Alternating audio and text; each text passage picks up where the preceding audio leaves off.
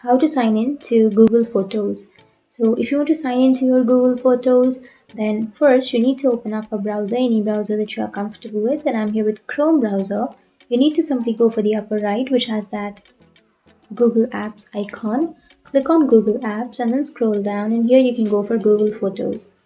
And once you go for Google Photos, you can again click on go to Google Photos, and here you need to sign into your account to access to your Google Photos. So to sign into your account, you can simply go for sign in and then enter your email address on the first blank. And once you entered, click on next, and then you need to enter your password on the next step. So if you don't remember your password of your Google Photos account, then you can go for forgot password so that you can reset or recover your password.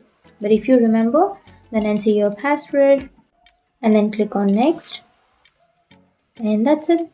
That's how you sign into your Google Photos account. And if you have any questions, feel free to comment below. Thanks for watching.